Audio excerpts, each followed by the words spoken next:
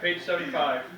That is not the, Jason, I don't have that book that That's you're right. looking at. We're gonna bring it up on the Oh, screen okay, too. all right, I just want to make sure. I have my book, which my numbers didn't change from what was submitted, so my book should be right. That's what I'm saying. Page All right. 75. You know, this accounting in me, right? I build a book in and all that I got. So Jeff, I think how we want to approach this, because the sheets that we're going to bring up on the screen is really separated between the golf courses, so you want to start on lakes or you want We'll to start at Plex. That's a good place to start. Okay, and then what I'm going to do is to summarize the numbers real quick. So on pages 75 through 78 is the total golf course, which includes both courses. So for the current year budget,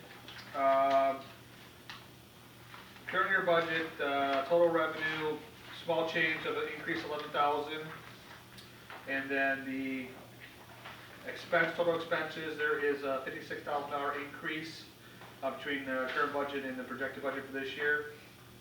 Next year, there is a projected increase in revenue of, sorry, there's a small, I was looking at just Terra notes, but there's a small decrease in revenue of $900. So, Flat. That's the term I would use, flat. yeah.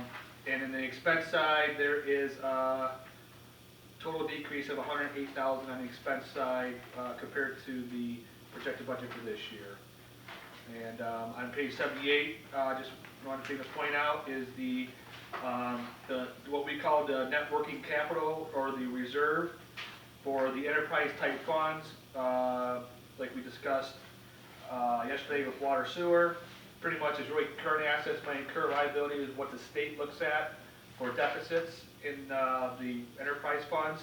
And as you can see, and as we discussed during the audit last year, the golf course fund really definitely is really on the edge of falling into a deficit. But the budget as presented does not show that, and it's going to go in there. So, but there's a little room for error, I guess. There's a little margin for error in this fund. So, with that being said, then we'll start with the worksheets that goes by the actual courses. So we'll start with Lakes of Taylor, and we're here.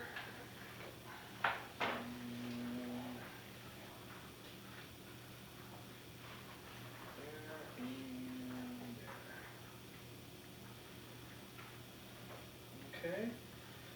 Just the one thing to really point out real quick, and I'll make the comment, Jeff, is that capital outlay, the department head request was 1.3 million. It was reduced and it was actually transferred to TIPA. So that's the only change that was on the mayor's changes for the budget. So, and that's not anything different than years past. We put a small amount of capital outlay out there. That account is used for capital improvements, and we'll bring them forward. I think it's set usually to like 40,000 at Lakes and 30,000 at Meadows. And what that helps me with is things like the hot dog roller break-in, the ball wash machine, or something like that, small items. So large capital improvements go to TIPA. The argument's always been that, TIPA has built the golf courses and they have to help take care of them. I will tell you, in the days of the golf courses being built, the golf revenue was up like $7.9 million a year. Our budget this year is just over $3.2 million in revenue for both courses. And so, unfortunately, after paying the expenses, there's not a lot left for capital improvements. So that's why it's always been focused that TIPA would help. Of course, all these capital improvements are ran through the mayor's office, so he's aware of them. What's broken, what's needed, so it's not just going to TIPA without the approval of the administration. So that's where the capital outlay, if you ask me, we can talk about the 1.3 million, but right now we're on the verge of a pump station at Taylor that's supposed to last 15 years. We're on year 25.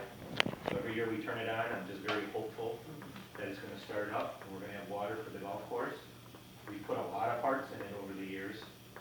And then the cart path at Meadows, there's a $755,000 estimate that was just our current unit price per square foot or yard, or however I'm purchasing. We did a view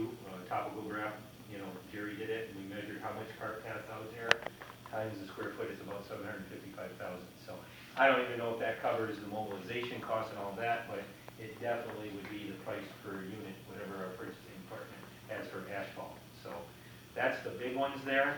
There's other things like we need some dishes, like, you know, new flatware and dishes and, I've got a screen, Jeff. oh, okay, there you go, I'm sorry, yeah. Cart path, pump station, brickwork, I don't know if you've seen the pavers and the brick around the parking lot is falling down, the wall's falling down. We've been patching it. I think that's also the patio down by the lake. Yes, that's the patio down by the lake. You know, like that driving range sandbags for 2,700, I don't know why. That's something that would be included in the capital outlay normally, but it made it there and not the capital outlay. So the small ones that you see usually don't make it there. It's usually 10 grand or more that makes it to that list. So the T markers and the bag stands, range bag stands will probably be taken out of capital outlay, not going to tip-off. It's usually 10 grand or more to go to tip-off, capital nature. So the dishes, glassware is 20 grand. I'm told we just got some kind of a quote, you know, we're just trying to look and see what we have to do, replace it all. It's more like 30, but, you know, that's a lot of, you know. We haven't replaced, there's a lot of things that haven't been replaced due to the economics of golf. And that's how it started out. You guys have to realize the economics of golf are so weather dependent. It's not funny. When we try to establish a budget, we look at all of the weather and all the rounds. Everything's based on number of rounds. This budget is built, I'm sorry?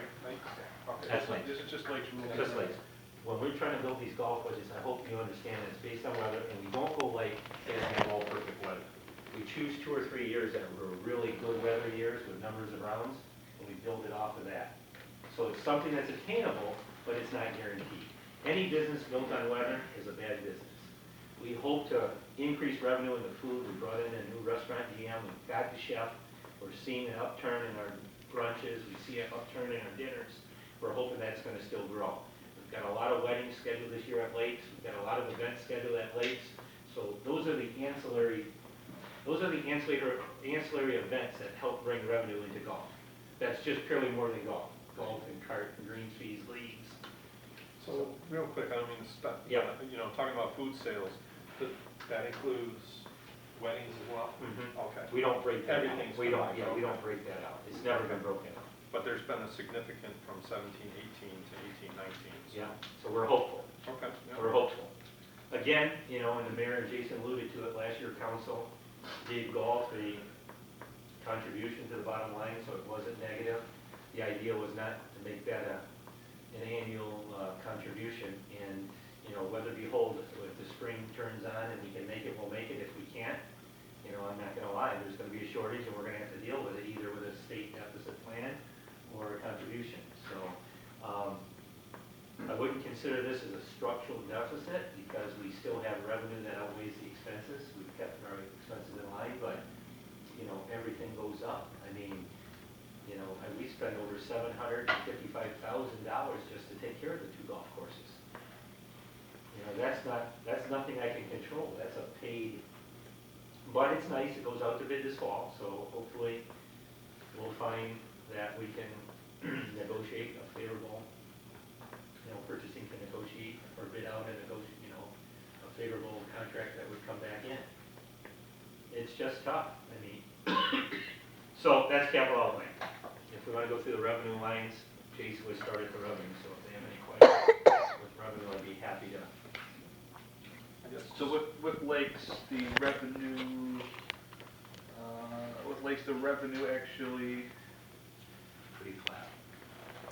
it is pretty flat. I mean, it does show a reduction of 84,000, but about 77,000 was because of a transfer from general fund this year, and that was related to, there was a contribution for, I believe it was equipment that was carried over from the previous